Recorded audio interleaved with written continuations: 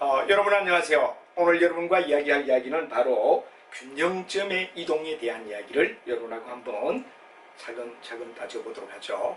우리가 일반적으로 봤을 때 수요가 늘어날 때, 공급이 늘어날 때 서로가 균형점은 어떻게 되느냐 하는 이야기를 하나하나 균형점, 수요와 공급의 만난 점을 갖다가 이동시키며 같이 따져보는 이야기를 해보도록 하겠습니다. 자, 그래서 여러분들 여기서 중요한 건 균형점의 이동이다. 이렇게 될 때 바로 중요한 이야기는 균형점은 수요와 공급이라는 두 가지의 뭐가 되느냐 그러면 바로 이동점의 이야기를 하는 거죠. 이게 새로운 어떤 변화가 있을 때 수요와 공급의 변화가 있다. 그럴 때 새로운 균형점이 어떻게 나타나느냐 하는 이야기를 그래프를 통하여 확인한다 하는 문제를 우리가 얘기를 하고 있습니다. 그럼 예를 들어서 수요가 증가할 때는 어떻고 수요가 감소할 때는 어떠냐. 수요라는 하나의 변수를 놓고 수요가 증가할 때 수요가 감소할 때는 어떻게 되느냐 하는 이야기를 우리가 한번 따져보자 이거죠.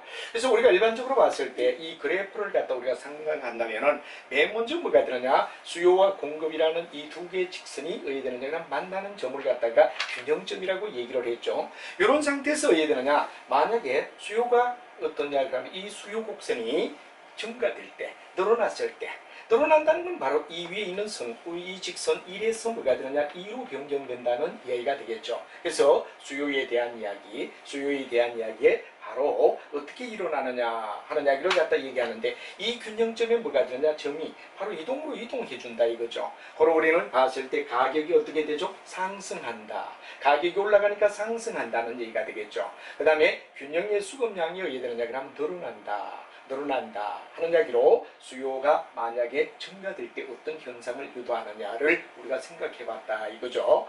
그럼 반대로 우리가 봤을 때 뭐가 되느냐 반대로 하락했다 감소했다 감소한다는 말은 바로 1에서 뭐가 되느냐 3으로 변경된다 이렇게 될 때 우리는 감소라고 얘기할 수 있죠. 그래서 원래의 정상이 1인데 1의 직선에서 2의 직선으로 증가될 때와 그 다음에 3의 직선으로 감소될 때를 얘기하죠. 이럴 때는 뭐가 되느냐 그러면 초과 공급이 발생한다 하는 말이 되죠. 공급이 더 많이 늘어날 수밖에 없다.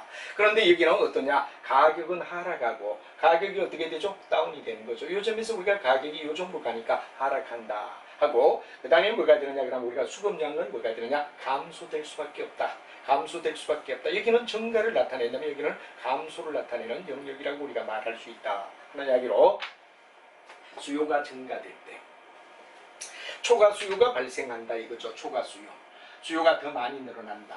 공급이 예를 들어서 우리가 많이 늘어날 때는 초과 공급이라고 얘기를 할 수가 있는 거죠. 이럴 때 바로 이렇게 되고 이렇게 되는 이야기 이걸 갖다 1에서 2로 가는 이야기 이게 바로 뭐가 되느냐 수요의 증가를 얘기한다 하는 말이 되겠죠. 반면에 이쪽에서 뭐가 되느냐 이렇게 변경될 때 우리는 봤을 때 수요의 감소를 얘기할 때는 이런 현상을 쓰여서 바로 오히려 초과 공급이 일어나는 현상을 우리가 얘기한다 하는 말을 갖다 얘기하고 가격을 하락하게 되고 그 다음에 균형점에 바로 수급량은 뭐가 되느냐 감소하게 된다는 얘기로 그림을 갖다 그리며 직접 여러분이 유도하시면 별로 어려움 없이 이해할 수 있다 하는 이야기로 설명을 할 수가 있을 겁니다. 자 이렇게 해서 균형점에서 수요가 늘어날 때 수요가 감소되었을 때 두 가지를 갖다 우리는 각각 늘어났을 때 바로 줄어들었을 때 바로 요거는 초과 수요를 얘기하는 현상을 얘기하고 여기는 초과 공급을 갖다 얘기하는 내용을 갖다 얘기한다 하는 말을 초과 수요, 초과 공급이라는 이야기를 우리가 얘기할 수 있다 그 말이 되겠습니다. 그러면 이제 일반적으로 우리가 봤을 때 이러한 내용 속에서 이제 가만히 생각하면 균형점의 이동 속에서 수요가 변했을 때 수요가 늘어난다 그러면 초과 수요가 감소되었다 그러면 초과 공급이 되며 바로 가격의 상승, 가격의 하락 그리고 아까 말하던 뭐냐면 수급량이 증가될 수밖에 없다, 감소될 수밖에 없다는 이 결정점을 얘기하는 거 한번 좀 여러분이 잘 처음 시작이니까 자세히 우리가 봤지만 정확하게 이해를 하자 하는 얘기가 중요한 이야기가 되겠습니다. 자 그러면 이제 공급이 변했을 때 어떤 문제가 일어나느냐 하는 이야기를 우리가 한번 살펴보자 이거죠. 공급이 변할 때 아까 수요가 늘어날 때 수요가 줄 때를 얘기했더니 이번에는 공급이 늘어나든지 줄면 어떤 현상을 유도하느냐 하는 이야기를 그림을 그리며 한번 따져보자 이런 얘기가 되겠죠. 자 여기도 공급의 변화 공급의 변화를 갖다 우리가 생각해보자 이거죠. 공급은 어떤 변화가 일어나느냐 맨 먼저 우리가 가만히 봤을 때 정상적 이야기는 뭐가 됩니까? 수요와 공급이 만난다. 그럴 때 수요와 공급이 만난다 그럴 때 자, 여기에 수요가 되고 여기에 공급의 선이 있다 이거죠. 근데 공급의 선이 있는데 공급이 만약 예를 들어서 증가되었다 할 때 공급선은 여러분 잘 알고 있지만 뭐가 됩니까? 바로 여기에 나오는 우리가 스플라이 선을 갖다 얘기하는 게 이게 일의 스플라이라는 이야기를 얘기하자 이거죠. 그럼 이게 만약에 우리가 봤을 때 뭐가 되느냐? 공급이 더 늘어난다는 것은 바로 이쪽에 공급을 갖다 확대시켜주는 쪽으로 S2로 우리가 얘기하느냐 스플라이 2로 우리가 넘기자 이거죠. 그럼 원래 균형점은 이 점인데 균형점이 이쪽으로 이동하게 될 거다 하는 얘기가 되며 바로 수요가 왜 됩니까? 증가될 때를 얘기하는 거죠. 그럼 이때는 뭐가 되느냐? 바로 초과 공급. 우리가 일반적으로 봤을 때 이 균형점으로 볼 때는 초과 공급이 일어나게 되고 초과 공급이 일어나면 바로 가격의 하락을 가져온다. 이 점에 가격이 형성되었던 이야기. 우리가 일반적으로 봤을 때 프라이스가 이 점이라면 여기에서 이만큼 뭐가 되느냐? 하락하는 가격의 하락을 가져오며 바로 일반적으로 봤을 때 뭐가 되죠? 바로 초과 공급이 이루어지니까 가격은 하락하게 되죠. 그 다음에 수급량은 어디 되느냐? 요 Q점에서 요 Q점이니까 이건 늘어난다 하는 얘기가 되겠습니다. 그래서 바로 초과 공급이 일어나고 반드시 가격은 하락하게 되겠죠. 바로 우리가 봤을 때 P1에서 P2로 이동하는 가격의 하락점을 가지고 요만큼 뭐가 되느냐 초과 공급이 일어났다는 얘기가 되겠죠. 바로 균형 수급량은 증가할 수밖에 없다. 이 양은 우리가 봤을 때 이 되죠. Q1에서부터 Q2로 이동하니까 오히려 여기는 양은 늘어난다는 거. 다시 한번 얘기하면 공급이 증가된다 그럴 때는 초과 공급이 생긴다. 가격은 어떻죠? 내려간다. 균형 수급량은 어디 되느냐? 늘어난다. 증가된다는 얘기를 설명할 수 있다는 걸 우리가 그림을 그리며 이야기하죠. 반면에 이번에는 우리가 반대로 어디 되느냐 그러면 감소가 되었다. 공급이 감소되었다. 공급이 감소된다는 말은 바로 양이 줌으로써 바로 S1에서 뭐가 되느냐 하면 S3로 이렇게 이동한다. 그럼 이건 뭐가 되느냐? 감소를 얘기하는 거죠. 그럼 이때는 뭐가 되느냐? 그럼 오히려 우리가 봤을 때 수요가 더 늘어나는 초과 수요의 영역을 얘기한다. 이 균형점이었다면 이만큼 수요가 더 늘어나는 영역을 얘기하는 거죠. 공급이 감소되다 보니까. 그래서 요즘 뭐가 되느냐? 그럼 Q3로 우리가 바뀌게 되고 그러면 자연지 초과 수요가 아니라 여기는 초과 수요의 이야기. 그러니까 여기는 초과 공급이라면 여기는 초과 수요 이야기가 되고 가격은 자연지에 의해 되죠. 우리가 봤을 때 상승하는 P3 우리가 일종의 P1에서 P3로 이동하게 될 거다. 이런 얘기가 되겠죠. 이동한다. 그 다음 뭐가 되느냐 가격 상승하게 되고 바로 균형 수급량은 뭐가 되느냐 자연지 어떻습니까? 우리가 줄어든다. 아까는 늘어난다는 얘기를 갖다 얘기했다면 여기는 줄어든다는 얘기가 될 겁니다. Q3로 줄어들었다. 이런 얘기가 되겠죠. 그래서 가격은 상승하게 되고 균형 수급량은 뭐가 되느냐 감소할 수밖에 없다. 그래서 여러분이 그림을 갖다 원래 그림을 갖다 흰색으로 바로 여러분 잘 아는 뭐가 되느냐 S1이라고 얘기하고 늘어날 때 바로 S2를 얘기하고 만약에 감소되었을 때 S3로 얘기한다면 바로 충분한 답이 우리가 나올 수 있다는 얘기가 되죠. 바로 여기는 초과 공급을 얘기하고 여기는 초과 수요를 얘기한다. 아니면 가격이 어디 되느냐 하락한다. 그 다음에 우리가 봤을 때 여기는 가격은 높아진다 하는 얘기가 되겠죠. 그 다음에 수급량에 만나는 교차점은 줄게 되고 늘어나게 된다 하는 이야기를 공급이 변화했을 때 이야기를 우리가 설명할 수 있다 하는 이야기로 하나하나 논할 수 있다는 얘기가 되겠습니다. 자 이렇게 해서 우리가 일단 뭐가 되느냐 그러면 이와 같은 이야기를 갖다 우리가 얘기를 하고 그 다음에 이제 세 번째 이야기는 뭐가 되느냐 수요와 공급이 다 늘어났을 때 어떻게 되느냐 하는 이야기를 우리가 한번 살펴보자 이거죠. 수요와 공급이 다 늘어났다. 동시에 뭐가 되느냐 그럼 늘어났을 때 어떻게 되느냐 그런 경우를 우리가 한번 살펴보자 이거죠. 그래서 우리가 일반적으로 봤을 때 우리 책에서 얘기하는 이야기 속에서 수요와 공급이 동시에 변했을 때 동시에 변할 때는 어떻게 되느냐 이거죠. 수요와 공급이 원래 만났던 자리보다도 동시에 어떻게 되느냐 만약에 늘어나고 늘어난다면 어떤 이야기가 되느냐 하는 이야기를 우리가 살펴보도록 하자 이거죠. 그래서 우리가 일반적으로 봤을 때 원래의 뭐가 되느냐 수요와 공급의 우리가 선을 갖다가 한번 생각해 보자 이거죠. 수요와 공급의 선이 이렇게 되었다 이 얘기를 들어오죠. 이렇게 되었는데 바로 일반적으로 뭐가 되느냐 공급 쪽을 높여줘라 수요 쪽을 갖다 높여줘라 이렇게 돼서 이 점을 갖다가 우리가 뭐가 되느냐, 수요와 공급이 만나는 새로운 점. 원래 뭐가 되느냐, 그럼 여러분 잘 아는 뭐가 되죠? 바로 디맨드 원과 스플라이 원이 있었다면 얘는 왜 되느냐, 그럼 두 번째 이야기는 일반적으로 이동을 갖다 우리가 얘기하는 것을 나타내는 거죠. 수요와 공급을 갖다 얘기했으니까 이렇게 돼야 되겠죠.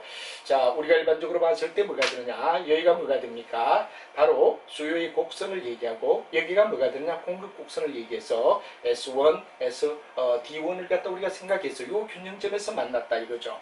그럼 이게 늘어나고 늘어났을 때, 늘어나고 늘어났을 때는 어떠냐 하는 이야기를 갖다 얘기하는 거죠. 늘어나고 늘어났을 때는 바로 어느 정도의 상대적 증감의 정도, 바로 수요와 공급이 어느 정도 상대적으로 어느 쪽이 더 늘어났느냐에 따라 각각 달라질 수밖에 없다. 한마디로 말하면 어느 쪽에 어느 정도의 우리가 일반적으로 변화를 가져오느냐, 수요의 변화와 공급의 변화에 뭐가 되느냐, 증가된다 하더라도 어느 정도로 증가하느냐 하는 이야기가 되죠. 그래서 가격과 그 다음에 균형 수급 양의 수요 공급의 상대적인 어떤 증감의 정도에 따라 우리는 각각 수요가 더 많이 늘어났냐, 공급이 더 많이 늘어났냐, 더 많이 늘어난 영역이 어느 쪽이 더 크냐에 따라 달라질 수 있다 하는 이야기고, 일반적으로 말해서 뭐가 되느냐 하면 바로 수요와 공급이라는 이야기의 두 직선의 이야기의 균형 가격만 났는데 이것도 변하고 이것도 변해가 증가되었다 그러더라도 어느 정도 바로 상대적 증감도를 가지고 우리는 보내야 된다는 얘기가 여기서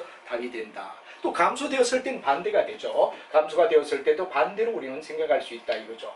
수요와 공급이 다 의해되느냐, 그럼 줄었다, 다 줄었다. 그럼 우리가 어느 정도 줄었느냐에 따라 우리는 상대적으로 의해되느냐, 그러면 바로 생각을 할 수 있는 상대적 증감의 정도, 증가되었을 때, 감소되었을 때 상대적으로 수요와 공급이 어떻게 증감되고 어떻게 감소되었느냐에 따라 각각 이 균형점의 내용은 달라질 수 있다 하는 이야기를 우리가 얘기하면 된다는 얘기로 설명을 드릴 수가 있을 겁니다. 자, 이렇게 해서 우리가 일단 뭐가 되느냐, 그럼 주어진 내용 속에서 내용을 갖다 우리가 살펴봤고, 그 다음에 이제 확인 예제 문제로 우리가 넘어가서 확인 예제 이야기를 우리가 한번 살펴보자 이겁니다. 자, 여러분이 잘 알지만 부동산 수요와 공급에 대한 이야기를 갖다 우리가 생각하자 이거죠. 여기서 다른 조건은 불변이다. 우리가 항상 수요와 공급을 얘기할 때는 뭐가 되죠? 가격 조건과 가격 조건 이외를 갖다 우리는 뭐라고 하냐, 바로 다른 조건이라고 우리가 얘기를 한다 이런 얘기가 되겠죠. 그래서 우리가 일반적으로 봤을 때 수요와 공급이 있고, 수요와 공급이 있을 때 다음 중 틀린 건 뭐냐, 다음 여기서는 뭐가 되느냐, 바로 다른 조건은 불변이다 하는 얘기가 되죠. 그래서 이제 우리가 한번 하나하나 다른 조건이 만약에 불변이고 단지 수요량과 공급량에 대한 이야기만 가지고 우리가 얘기를 하자 이거죠. 자, 주택 임대료가 상승되면 다름제와의 가격이 상대적으로 하락한다 하는 얘기가 되죠. 그러면 임대 수요량은 감소하고 대체 효과를 가지고 설명할 수 있다 하는 말이 되는데, 역시 여기도 우리가 봤을 때 맞는 말이 되죠.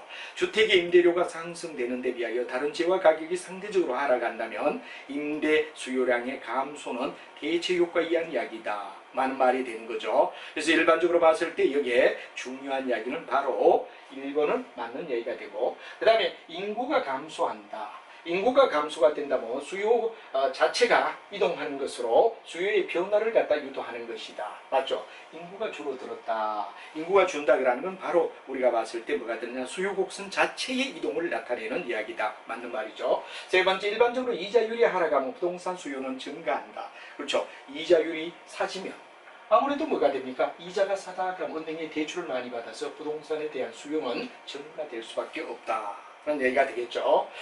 네 번째, 균형 상태에서 만약에 건축 자재 가격이 하락하면 균형 거래량은 감소하고, 자, 여기서 중요한 이야기는 거래량은 감소한다는데 거래량은 늘어나는 거죠. 늘어난다. 반면에 뭐가 되느냐, 균형 가격은 하락한다는 말이 맞는 얘기죠. 그래서 여기는 요 감소를 갖다가 늘어난다로 얘기를 갖다 적어주면 될 거다 하는 말이 되죠. 그 다음에 주택의 수요와 공급을 갖다가 우리가 어떠냐, 수요라는 개념은 바로 디맨드라는 얘기를 갖다 얘기하고, 소요는 니드를 얘기한다. 그럼 우리가 일반적으로 봤을 때 아무리 자기가 원하더라도 만약에 실제 이해되느냐 그러면 뭐가 되죠? 실제로 우리가 봤을 때 살 수 있는 능력, 실제 살 수 있는 능력을 우리는 수요라고 얘기를 한다면, 소요는 단지 사고 싶다는 유효, 소요. 한마디로 말하면 사고 싶은데 현재 돈이 없다 그럴 때는 진정한 수요가 될 수가 없죠. 니드는 있는데 디맨드를 갖다가 요구하는 이야기까지는 충족시킬 수가 없다. 그런 이야기가 된다 이거죠. 그래서 우리 마케팅 쪽에서는 이 디맨드를 갖다 want라는 말을 갖다 쓰기도 합니다. want. 그래서 바로 need와 want라면 바로 want가 뭐가 되느냐? 살 수 있는 능력까지 가졌을 때를 얘기한다. 이렇게 되겠죠. 그래서 우리가 중요한 이야기는 이 4번에 일단 감소가 늘어난다가 돼야 되고 다른 영역은 다 맞는 말을 갖다 나타내는 확인 문제였다 하는 이야기로 가볍게 우리는 치고 나갈 수가 있다는 얘기로 설명을 드릴 수가 있습니다. 자, 그 다음에 예제 2번을 우리가 한번 살펴보도록 하죠. 자, A지역의 오피스텔 시장은 Q3는 3P이고 3P라는 말을 갖다 썼습니다. 그 다음에 A지역의 수요 함수 QD1은 1200 마이너스 바로 P. 그 다음에 QD에 뭐가 되느냐 그러면 바로 A용은 1600 마이너스 P이다. 이럴 때 A지역의 오피스텔의 균형가격 변화는 어떻게 일어나느냐 하는 문제로 바로 여러분들 잘 알고 있는 수요 함수를 갖다가 바로 주면서 묻는 문제, 균형가격의 변화량을 묻는 문제가 되겠습니다. 그럼 여러분 잘 알지만 뭐가 되느냐 그런데 우리가 일반적으로 봤을 때 여기에 3P라는 말이 나왔죠. 3P라는 말이 나왔다 하는 말이 됩니다. 그러면 만약에 변화를 하기 전에는 어떻게 되느냐? 변화를 하기 전에는 일반적으로 우리가 1P라고 얘기를 하고 그 다음에 그 변화 전엔 뭐가 됩니까? 바로 1-1200에다가 뭐가 되죠? 1200을 갖다가 우리가 빼고 1 마이너스가 되니까 뭐가 되느냐라는 얘기가 되는데 여기서 우리가 가만히 한번 살펴보면 변화 전과 변화 후를 갖다 우리는 따져줘야 된다는 게 아주 중요한 이야기가 되겠죠. 그러면 이제 다시 한번 얘기한다 그러면 뭐가 되느냐 그런데 3P였다 이런 얘기가 됩니다.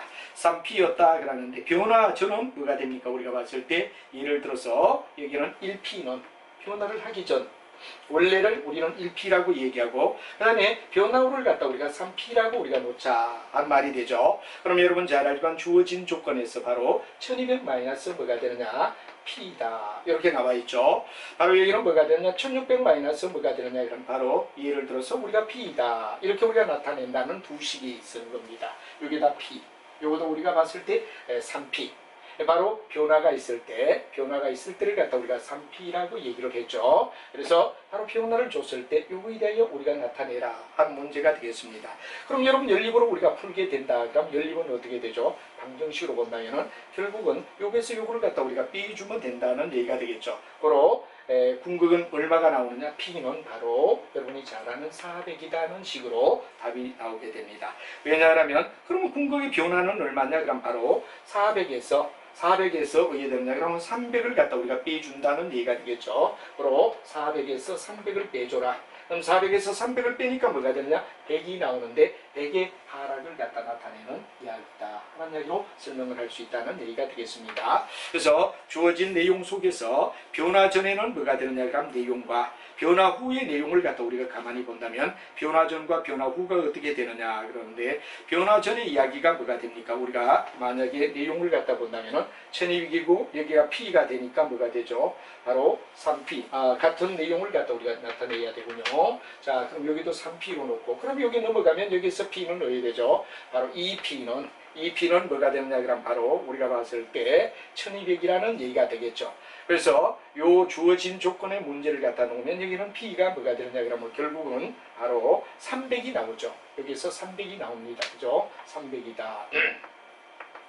그 다음에 우리는 여기서 뭐가 되느냐? 그럼 P를 갖다 구하라. 그럼 P는 어떻게 되죠? 바로 나용에 보면 400이 되는 거죠. 그래서 P가 300이고 여기는 400이 되니까 뭐가 되느냐? 결국은 뭐가 됩니까? 바로 400 마이너스 300을 요구하니까 400과 300의 내용을 얘기하니까 가격의 변화 균형 가격은 얼마가 되느냐? 바로 100이 된다는 얘기로 설명할 수 있다는 얘기가 이게 중요한 이야기가 될 것 같습니다. 그래서 이제 여러분이 균형점이 어디 되느냐? 바로 나왔는데 바로 그 균형점에다가 3P를 놓아라 이거죠. 그래서 3P를 놓으니까 균형점의 내용 속에서 3P를 놓고 여기도 균형점을 갖다 우리가 봤을 때 3P라고 우리가 놓아라. 변화 전과 변화 후를 갖다 우리가 놓고 계산을 P를 갖다고 하니까 P는 300이 나오고 여기는 P가 400이 나오니까 결국은 뭐가 되느냐 그러면 바로 여러분 잘 알고 있는 내용은 400에서 300을 갖다 얘기하는 백만큼의 변화를 얘기한다는 얘기로 문제풀이를 우리가 풀어주면 된다는 얘기로 설명할 수가 있다 하는 이야기가 되겠습니다. 자, 이렇게 해서 우리가 일단 주어져 있는 이야기 속까지 이야기를 마무리를 짓고 이제 여러분과 함께 공급에 대한 이야기를 갖다 우리가 쭉 이론을 배웠는데 공급 이론 중에 시중에 있는 많은 책들이 어떻게 설명을 하고 있느냐를 우리 책에서는 나타나지 않지만 추가해서 제가 항상 공급 이론에 대한 요약을 한번 가볍게 우리가 책에는 없지만 우리가 하고 그리고 지금 PPT를 계속 띄운 이유도 이와 같이 요약이 중간에 많이 삽입이 되다 보니까 뭐 괜히 책을 갖다가 따로 편집할 수 없는 입장이다 보니까 PPT를 가지고 강의하고 있음도 바로 이런 요약을 여러분들이 해야 되느냐 그러면 일일이 판스가 우리가 일종의 하나의 뭐가 됩니까? 책 속에서는 없다 보니까 혼란에 빠지기 때문에 공급 이론이라든가 수요 이론이라든가 하나하나 영역마다 나갈 때마다 시중의 책들을 요약한 부위를 첨가시키다 보니까 PPT를 사용하고 있다. 그런 이야기를 여러분이 이해를 하시면 충분히 무슨 말인가를 갖다가 이해하리라 생각을 합니다. 그죠? 자, 그래서 우리가 궁금은 뭐가 되느냐 그러는데 바로 내용을 갖다 이해를 하며 나가면 됩니다. 이건 바로 아까 풀었던 문제 속에서 약간 했는데 3P 속에서 마이너스 1P니까 여기는 4P가 되겠죠. 그리고 여기는 얘들은 1200이 되니까 바로 300이다. 이렇게 되고 여기는 4P가 뭐가 되느냐 그러면 1600이 되는 거죠. 1600이 되니까 뭐가 되느냐 P가 400이다. 그래서 우리가 그러면은 400과 300 변화점은 300이었는데 변화 후는 400이었기 때문에 변화는 100이다 하는 이야기도 1, 2% 푸는 것 1, 2% 푸는 것 뭐 여러분들 다 알리라 생각하고 자 여러분과 함께 공급에 대한 이론 공급은 어떻게 되느냐 하는 이야기에 대하여 이야기인데 바로 이 부분은 우리 책에 나오지 않았기 때문에 여러분들이 어떤 거라면 PPT 속에서 여러분이 보시면서 또 필요하다면 뭐가 되느냐 그러면 바로 여러분들이 써본 노트에다가 가볍게 어야 되느냐 그러면 옆에 개념을 갖다가 적어주며 나가는 것 이것도 좋다 하는 얘기가 되겠습니다. 물론 중간에 책에다 삽입을 시키면 되는데 또 우리가 책을 갑자기 뭐 만들고 하다 보니까 삽입시키기가 곤란해서 현재 PPT를 동원해서 수업을 하고 있다 하는 이야기도 참고로 여러분이 알아두시면 될 것 같습니다. 그럼 여러분 우리가 지금까지 배웠던 내용들을 한번 시중 책들은 또 어떻게 달리 설명하고 있느냐를 우리 책 이외에 다른 책들을 보며 우리가 편집하는 거 한번 같이 보도록 하며 PPT 속에 있는 내용을 많이 참고하시고 또 PPT를 지금 계속 소개하는 이야기가 이렇게 중간중간 삽입을 하다 보니까 이제 여러분이 PPT가 들어가고 있다는 것도 참고로 이해해 주시기 바랍니다. 자, 공급의 개념을 우리가 다른 책들은 어떻게 되느냐 그럼 바로 일정 기간 동안 바로 타임을 갖다 얘기하는 거죠. 언제까지 그럴 때 일정 기간 동안이라는 얘기를 갖다 우리가 써줘라 하는 얘기가 되겠습니다. 일정 기간 동안에 그다음에 공급자가 판매 능력을 갖추고 재화나 서비스를 갖다 우리가 해야 되느냐 그럼 바로 판매하고자 하는 그 욕구 이 욕구가 뭐가 되느냐 바로 공급이다 하는 말을 나타내는 거죠. 그래서 이제 우리가 여기서 중요한 이야기는 바로 유량이라는 말을 갖다 굉장히 중요한 얘기로 잡는데 유량은 일정 기간 동안이라는 말 흐름 속에서 우리가 따져주는 게 유량이다 이렇게 우리가 말하죠. 반면에 뭐 저량의 개념도 뭐에 되느냐 현재로 얼마 가지고 있느냐 하는 것도 필요하다. 그래서 보통 유량으로 우리가 따져주지만 저량의 개념도 필요하다라는 얘기가 되고 그 다음에 실제로 유효 공급이라는 말은 실제로 공급할 수 있는 능력, 어빌리티를 갖다 우리는 유효 수요라고 유효 공급이라고 얘기를 하죠. 그리고 이제 판매하고자 하는 의도된 계획 그 다음에 이게 바로 사전적으로 우리가 봤을 때 공급이라는 개념을 갖다 얘기하죠. 판매하고자 하는 의도된 양, 계획된 양을 갖다 우리는 일반적으로 일종의 공급의 양이라고 말한다 하는 말이 되겠죠. 그 다음에 토지의 경제적 공급과 그 다음에 건물에 대한 공급 이게 바로 중요한 이야기는 토지의 경제적 공급 및 그 다음 건물의 공급은 시차가 존재할 수 있다. 그렇죠? 토지를 갖다 우리가 공급하고 그 다음에 난 다음에 뭐가 되냐 건물이 공급이 돼야 된다는 거. 그래서 토지가 있고 그 위에 건물을 지을 수 있다 그러는 이 두 가지에는 시차가 존재할 수 있다 그런 얘기를 우리는 알아둬야 되죠. 땅이 없다면 건물을 아무리 지을 능력이 있더라도 지을 수가 없는 거죠. 땅이라는 토지의 개념이 먼저 형성이 되고 공급이 되고 그 다음에 건물의 공급이 존재하는데 이 두 가지는 시차가 존재될 수 있다 그런 이야기를 설명하고 있다는 거 이해를 하시면 될 것 같습니다. 그래서 공급은 바로 판매 능력, 그 다음 욕구, 그 다음에 일종의 유량의 개념인데 또 저량의 개념이 들어갈 수도 있다. 실제 유효한 능력을 가진 공급의 이야기를 얘기한다. 그리고 바로 의도된 계획된 양을 얘기하며 경제적 공급과 그 다음에 건물에 대한 공급은 다 시차가 존재될 수 있다 하는 이야기를 여러분이 알아두면 되겠습니다. 자, 그 다음에 공급량에 대하여 우리가 살펴보자 이거죠. 공급량. 공급량은 어떻게 우리가 설명할 수 있느냐 하는 이야기를 한번 보도록 하자 이거죠. 바로 공급자가 판매 능력을 갖춘다는 얘기가 굉장히 중요하죠. 그리고 특정 가격 수준에서 재화나 서비스를 갖다가 판매하고자 하는 최대량을 갖다 우리는 뭐라 그러죠? 공급량이라고 얘기할 수 있다 하는 말이 됩니다. 공급량이다 하는 말이 되죠. 그 다음에 이제 여기에는 토지에 대한 공급을 갖다 우리가 살펴보자 이거죠. 자, 토지는 어떠냐? 물리적 공급은 바로 수직선상의 부정성이다. 한마디로 말하면 아무리 그러더라도 우리는 토지의 개념은 바로 수직적 개념으로서 바로 증가를 가져올 수 없는 아니분이란 말이죠. 정대가 될 수 없다. 제한적이다. 한마디로 말하면 제한성을 얘기하는 거죠. 느릴 수가 있고 이런 게 아니라 항상 제한성이다 하는 말을 우리가 얘기하죠. 그래서 이제 이런 얘기가 되고 그 다음에 자연물을 갖다 얘기할 때는 이제 평야라든가 계곡이라든가 이런 것들을 자연물이고 공급된 용을 갖다 우리는 일반적으로 봤을 때 바로 자연물과 그리고 토지는 물리적 증가를 절대 가져올 수 없다. 가져올 수 없는 게 바로 아까 얘기했던 부정성을 얘기하는 이야기다 하는 이야기가 되겠죠. 그 다음에 이제 우리가 봤을 때 경제적인 입장에서 공급은 뭐가 되냐? 우상향이 될 수밖에 없다. 용도가 다양하게 사용된다는 얘기가 되죠. 그래서 경제적 측면에서 파악된 인위적인 공급을 얘기한다 하는 말이 되고 예를 들어 용도의 전환이라든가 바로 이용의 효율화를 위하여는 경제적 공급은 뭐가 되느냐? 증가될 수 있다 하는 이야기. 예를 들어 용도를 어떤 방향으로 가느냐? 단독에서 예를 들어서 여러 가지 바로 우리가 잘 아는 공동주택으로 바꾸는 아파트 단지가 된다면 바로 용도의 전환으로 바로 효율화를 통하여 경제적 공급은 늘어날 수가 있다 하는 이야기가 되고 절대적 토지는 어떠죠? 우리가 봤을 때 부정성을 얘기하는 이야기지만 그러나 경제적으로 바로 우상향으로 높여줄 수 있다는 이야기. 어떤 전환과 바로 효율화를 통하여 인위적으로 공급할 때, 인위적인 공급이 가능할 때 우상향이 될 수 있다 하는 이야기를 다양성을 통하여 넓혀줄 수 있다. 옛날 우리가 봤을 때 뭐 조선시대나 이때는 대지 하나에 집 건물 하나뿐이었죠. 그러나 지금은 대지에다가 여러 채의 집이 들어갈 수 있는 아파트 형식 이런 것들이 바로 우상향을 나타내며 용도의 다양성을 나타내는 이야기다라고 설명할 수 있다 하는 이야기가 되겠습니다. 자, 그 다음에 단기 공급 곡선과 장기 공급이라는 얘기가 나오는데 한번 살펴보자. 단기 공급 곡선은 기울기가 큰 데 비하여 장기 공급 곡선은 기울기가 아무래도 작다. 기울기를 가지고 설명을 하고 있죠. 그래서 앞에도 우리가 얘기했지만 뭐가 되느냐? 여기는 기울기가 크다, 단기는. 그러나 뭐가 되느냐? 장기는 기울기가 작다. 단기는 기울기가 큰 것은 단기적으로 가격이 상승된다는 얘기를 얘기하고 그 다음에 공급량이 더 늘어날 수 없기 때문에 바로 우리가 봤을 때 단기 공급은 기울기가 크다 이런 얘기가 되겠죠. 왜? 가격 상승이 공급량이 바로 늘어날 수 없기 때문이다 하는 말을 우리가 알아두면 되겠죠. 그 다음에 공급의 법칙과 뭐가 되느냐? 우리가 봤을 때 공급 곡선의 법칙이라는 말이 나오는데 이게 법칙이 돼야 되겠죠. 자, 공급의 법칙은 뭐가 되느냐? 다른 조건이 전부 다 일정하다면 바로 공급이라는 얘기. 공급은 가격이 상승되면 공급량은 상승된다. 예를 들어 가격이 하락하게 되면 공급량은 하락한다 하는 말로 공급의 법칙을 설명할 수 있다 하는 얘기가 되겠습니다. 자, 그 다음 우리가 일반적으로 봤을 때 뭐가 되느냐? 이 대한 내용을 갖다 우리가 본다면은 비교적 이런 그림을 갖다가 하나 그려보자 이거죠. 우상향을 나타낸다.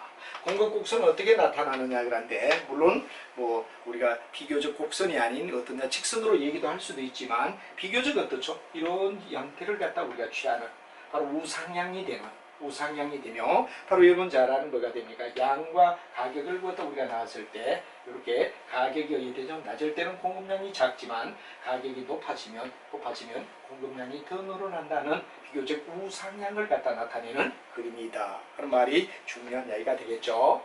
자, 그 다음에 이제 우리가 또 본다면 공급량의 변화와 공급의 변화, 이것도 역시 우리가 이미 바로 뭐가 됩니까? 하나의 공급량은 뭐가 되냐? 하나의 선상에서 이동을 갖다 나타내는 이야기, 이동을 나타내는 동일한 공급 선상에서 이동이 되는 걸 갖다 우리는 공급량의 변화라고 말할 수 있다. 그래서 A에서 B로 이동했다. 그럴 때 이건 뭐가 되느냐? 바로 공급량의 변화를 얘기하는 이야기다 하는 이야기를 여러분이 알면 되겠죠. 그 다음에 공급의 변화를 갖다 우리가 보자 이거죠. 공급의 변화는 어떻습니까? 우리가 봤을 때 곡선 자체가 또는 우리가 일반적으로 자체가 의되는다. 그럼 변화하는 걸 갖다 얘기한다 하는 얘기가 되죠. 그래서 우리가 일반적으로 봤을 때 뭐가 되냐? 하나의 일반적으로 뭐가 됩니까? 공급의 변화를 갖다 얘기한다 이럴 때 공급에 대한 이야기는 바로 하나의 뭐를 갖다 나타내느냐 그러는데 공급량의 변화, 공급의 변화인데 공급의 변화는 바로 공급 자체의 변화를 얘기한다. 우리가 일반적으로 봤을 때 이런 어떤 게 있었다면 여기에서 이런 내용이나 이런 내용으로 변화했을 때 바로 이 자체가 예되는가 그런 변화를 갖다 가져온다 할 때 우리는 공급의 변화라고 말할 수 있다.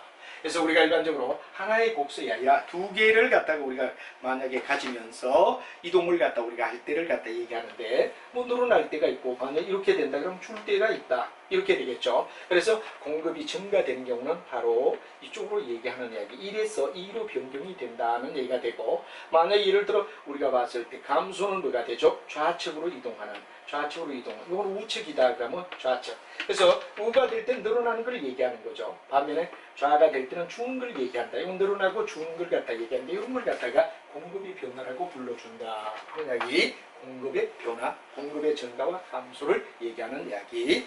그래서 곡선 자체가 늘어나든지 죽는 경우를 갖다 우리가 얘기한다 하는 이야기로 설명을 할 수가 있습니다. 자, 그 다음에 공급의 변화를 갖다 나타내는 변화 요인은 어떤가 하는 이야기를 서머리를 통하여 우리가 한번 같이 봐버리자 이거죠. 자, 여러분이 잘 알지만 기술이 향상되었다. 그러면 단위 생산비가 의되죠? 줄어든다 이거죠. 그럼 자연적 공급은 늘어날 수 있지 않느냐. 기술에 대한 향상은 바로 이노베이션이라는 말을 갖다 쓰며 더 발전하는 걸 갖다 우리가 얘기한다 이렇게 되겠죠. 그 다음에 요소 가격이라는 말은 바로 임금이라든가 지대라든가 이런 것들을 갖다 우리는 요소 가격이라고 하죠. 그러면 자연적이 되죠. 이게 비싸진다 그러면 생산비가 늘어나죠. 생산비가 늘어나면 공급은 어떻게 되죠? 줄 수밖에 없다. 그리고 공급량이 아니라 공급 자체 얘기입니다. 그 다음에 연관진 만약에 가격을 우리가 보면 대체재 가격이 올랐다. 그럼 이제 예를 들어서 아파트 가격이 오르면 오피스텔의 공급은 줄 수밖에 없다. 서로 대체재가 되니까. 그 다음에 아파트가 있는데 의대는 건설 자재는 의대죠. 같은 보완재란 말이야. 보완재. 그래서 이 보완재는 방향이 같다라는 얘기가 되죠. 그 다음에 생산에 대한 기대가 의대냐 그러면 미래에 대한 기대가 예상을 갖다 했을 때 바로 이런 것들 예상이 어떠냐. 여기에 따라 우리가 각각 높아지고 낮아질 수 있다. 공급량을 늘리고 줄일 수 있다 이거죠. 기업의 목표 변화가 이윤의 극대화냐 생산량 극대화냐 여기에 따라 우리가 달라질 수 있다. 그 다음에 건축자재나 철근, 시멘트 가격이 떨어졌다면 건축비가 줄죠. 주면 공급은 늘어날 수밖에 없다. 그 다음에 생산 보유량이 만약에 우리가 많다 그럼 공급은 늘어나겠죠. 그 다음에 정부로부터 건설 자금에 대한 지원, 금리가 높아진다면 이자에 대한 부담을 느끼죠. 그러면 수익성이 다운되죠. 그럼 자연적 공급은 하락할 수밖에 없다. 그 다음에 정부가 보조금을 갖다 지급한다 할 때는 생산비가 다운되겠죠. 그럼 공급은 늘어날 수 있다. 자, 세금이 높아졌다 그러면 세금의 부담이 어떻게 됩니까? 줄어야 되겠죠. 수익이 악화되겠죠. 그럼 공급은 줄 수밖에 없다. 그 다음에 규제가 강화되면 자연지어야 되죠. 생산활동이 위축되고 그러면 공급은 줄 수밖에 없다 하는 얘기로 공급의 변화를 갖다 나타내는 이야기까지를 우리는 한번 쭉 같이 여러분하고 어떻죠? 연결을 해서 우리가 한번 봤는데 이렇게 해서 우리 공급과 공급량에 대한 이야기를 다른 시중에서는 어떻게 얘기하느냐 하는 문제를 다른 책을 통하여 같이 한번 병행하며 요약을 해봤습니다. 그럼 다음은 아마 탄력성을 배우고도 역시 탄력성 뒤에도 탄력성에 대한 요약이 들어갈 겁니다. 그래서 어떤 단원 이야기가 쭉 나면 우리 교재로 얘기를 하고 뒤에 가서는 시중책들이 얘기하는 요약은 여러분들이 뭐 필기를 하든 아니면 뭐냐 그러면 뭐 프린트를 하든 뽑아내서 별도로 더 봐가며 정리를 한다면 이중적 내용이 되기 때문에 왜 우리 교재를 통하여 한번 정리를 하며 또 요약이 중간중간에 다 타교재를 통하여 진행한다면 완벽할 수 있지 않느냐 하는 이야기를 가지고 진행하고 있다는 것도 여러분이 이해를 하시며 쭉 따라주시며 충실하게 앞에서부터 끝까지 우리가 강의가 좀 길더라도 해야 되느냐 그러면 또박또박 반복하는 이런 형태, 우리 책 마스터하면서 시중에 있는 책들도 해야 되느냐 같이 병행하는 이런 형태를 취해점으로 해서 완벽한 대비로 좋은 점수 그래도 한 80점 정도는 끌어올리자 하는 전략으로 밀고 나가자 그런 이야기를 거듭 부탁드리며, 다음은 탄력성 이야기를 가지고 쭉 우리가 우리 교재를 통하여 설명하고 또 탄력성에 대한 요약이 또 되면, 요약은 여러분들이 프린트로 뽑든지 아니면 여러분들이 직접 우리가 봤을 때 자필로 보면서 하나하나 왜 됩니까? 손수 만든 서브 노트를 만들어 주든지 하며 자꾸 따라오신다면 좋은 결과가 있지 않겠나 이야기를 드리며, 다음 시간부터는 탄력성에 대한 이야기로 설명을 드리도록 하겠습니다. 여러분 매우 수고했습니다.